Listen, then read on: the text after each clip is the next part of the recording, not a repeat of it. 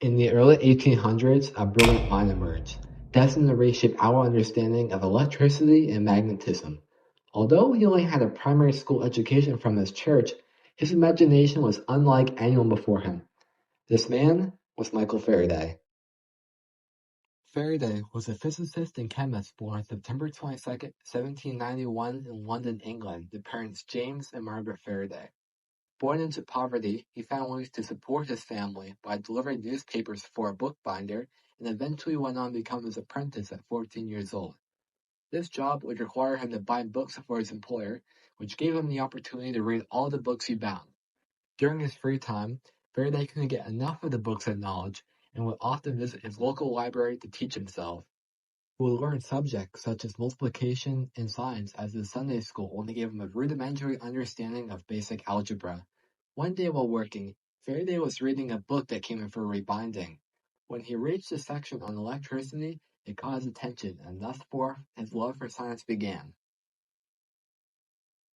As Faraday got older and lived on his own, his curiosity resulted in many experiments to be conducted, some of which helped him make many of the discoveries that he is well known for today. He also met a woman named Sarah Bernard, who he would later go on to marry in June of 1821. He and his wife decided they would have no children, as they believed it would benefit their relationship. Though he was getting older and running into health complications, Faraday would continue with his work on and off for many years. It wasn't until 1867 that he would pass away at the age of 75 at his cottage in Hampton Court, gifted by Queen Victoria. Michael Faraday is credited with many discoveries and achievements throughout his career. He made two laws, one on electromagnetic induction in 1831 and another on electrolysis in 1833. He discovered that magnetism, unknowingly made the first electric motor, had a unit named after him called the farad, which is used to measure capacitance, and was the first person to produce an electric current from a magnetic field. This final discovery was his life's work and ultimately what he's best known for. I have a question for you. Have you ever opened up a ballpoint pen, the ones that are like spring-loaded? If not, spoilers, there's an ink chamber attached to a metal ballpoint tip and a small spring. Imagine now that the metal tip is a magnet with opposing north and south poles. Every time you move the rod using the clicker on the end, the spring gets a voltage across it. The voltage will be positive as long as it moves forward. You'll notice this voltage only happens when the metal tip is in motion, and once it stops, the voltage will halt to zero. Once you reach the end and release the pressure from the clicker, the metal tip will fall back a tiny bit. This backwards motion creates a negative voltage. How is that possible? It's not negative in the sense of subtraction, but instead negative in the direction the current travels.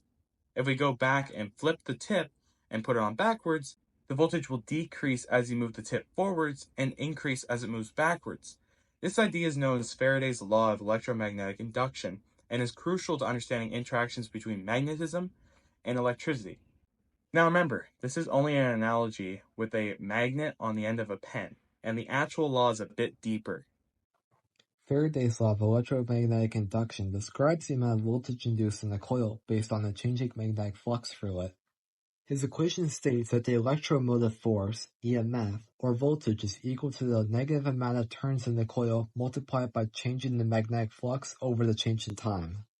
The induced current is like a battery. It is purely direct current, DC, and Faraday's law doesn't work with alternating current, AC, like from a wall.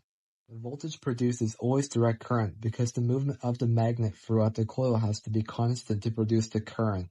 The law doesn't work with alternating current because AC isn't constant power and goes from negative to positive very quickly.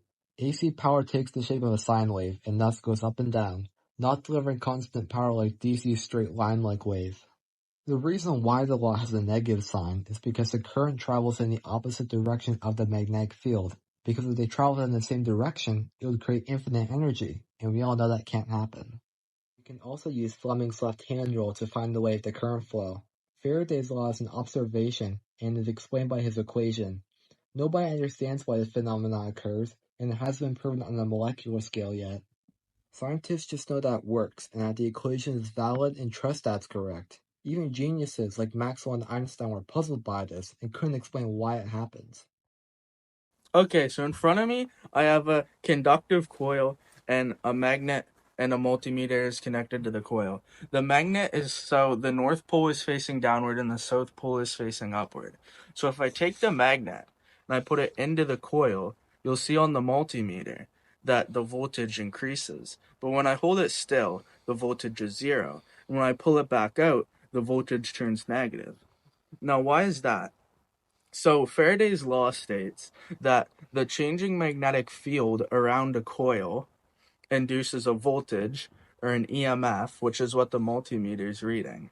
So when the north is facing downwards and I'm putting it in, it's positive, and when I'm holding it still, it's zero because there's no changing magnetic field now.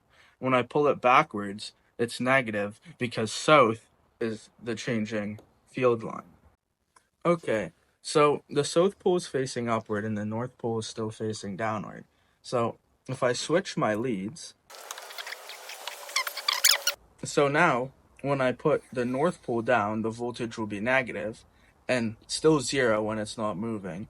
And when I pull it up, it will be positive because the lead switched. So now the magnetic field lines also switched. Now remember, Faraday was alive back in the 1800s, and the multimeter was only discovered 21 years after he died. So the fact that he came up with putting a magnet in a coil to produce a voltage is pretty amazing, considering Faraday never even had this part. He only had these two parts, and even magnets back in his day weren't as powerful. So it's kind of crazy to think about. James Clerk Maxwell was one of the smartest physicists ever. Maxwell was working on his own theories and equations about electromagnetism at the same time Faraday was working on his equation of electromagnetic induction. Maxwell was very smart and met Faraday when they taught at the same university in the 1830s. Maxwell and Faraday became friends over their curiosity for electricity and magnetism. Maxwell was better at math than Faraday and understood theoretical calculus. Maxwell incorporated vector fields into Faraday's theory and derived the famous Maxwell-Faraday equation. He also expanded on Faraday's law, turning it into integral and differential form. Maxwell did this with permission from Faraday, as Faraday wasn't able to because of his limited math knowledge. Even though he was one of the most mathematically genius individuals, he impressed many famous physicists with his deep understanding of induction and helped shape our present time. Without his laws and discoveries, we wouldn't have our fine electronics like computers and phones. This is because he created the math behind a transformer, which converts voltage to current. Even smarter people than Faraday looked up to him. The great Albert Einstein credits Faraday with his ability to make the most famous equation, E equals mc squared. He even had a poster of Faraday in his university classroom when he taught in Zurich. Without Faraday, Einstein wouldn't have created his theory of general relativity, Maxwell wouldn't have finished his theories of electromagnetism, Thomas Edison wouldn't have created his DC motor, Nikola Tesla wouldn't have made his Tesla coil, and without these great inventions, many other great physicists wouldn't have made their genius discoveries. Michael Faraday and his law of electromagnetic induction was just a building block to so many physicists' journeys and theories. This is why, despite his lack of education, Michael Faraday is known as one of the smartest people of his time. Now that we've thoroughly explained Faraday's law, let's put it to some use. Okay, so I have this word poem right here. A coil with 25 turns of wire is wrapped around a hollow tube with a volume of 20 meters cubed and a height of 200 centimeters. A uniform magnetic field is applied to the plane of the coil at a right angle. If the field increases uniformly from 5 teslas to 30 teslas in 10 seconds, what is the induced voltage in the coil? What is the amperage if there's a 10 ohm load in the coil? We can start by drawing the coil at the start and the coil at the end of the interaction. And right here are the magnetic field lines that move through them. The magnetic field has an initial strength of 5 teslas, and after 10 seconds has a final strength of 30 teslas. Now to make it as simple as possible, imagine this is happening at a linear rate of change. So now we must find the area of the coil. We do this by taking the formula for volume and rearranging it. Then we sub in the variables and get an area of 10 meters squared. We also have a change in flux. Let's find the difference. In order to do that, we must first find our initial flux. Let me write it over here. So our initial flux is going to be equal to the area times by the magnetic field times by the angle it passes through the coil. So since the fields are perpendicular, or 90 degrees to the coil, we don't need to calculate the angle, as it's just 1. So we can put in the variables from above and multiply them together to get 50. And the units are Tesla meters squared. So now let's do the same for final flux. First, let me write our equation. And remember, the angle is just equal to 1. Then we can sub in our variables and get a final answer.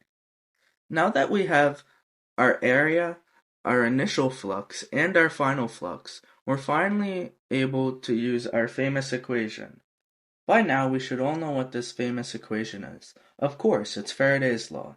So we can write this by starting with E, or the voltage. This is represented by the Greek letter ellipson, which is equal to the negative number in turns of our coil multiplied by the change in magnetic flux over the change in time. Now we can expand our equation, taking out the delta and just writing it as the final minus the initial. Then we can sub in our variables and solve it, getting negative 625 Tesla meters squared per second. Tesla meters squared per second is just equal to volts. But wait, we can't have negative voltage, so we must start by taking our coil and wrapping our left hand around it. Now let our fingers point in the way of our magnetic field lines and our thumb point in the way of the current and voltage. So really, we have 625 volts left, not negative 625 volts. The negative was only there because the current or voltage was traveling in the opposite direction. And now we're set up to do our final step. To find the amperage or current, if there's a 10 ohm load on the coil, we just take Ohm's law. Now we should have learned Ohm's law in either grade 9 or 10 science. We can just rearrange this for the current, plug in our variables, and solve for 62.5 amps left. It's left because it travels in the same way as the voltage. And that's our final answer.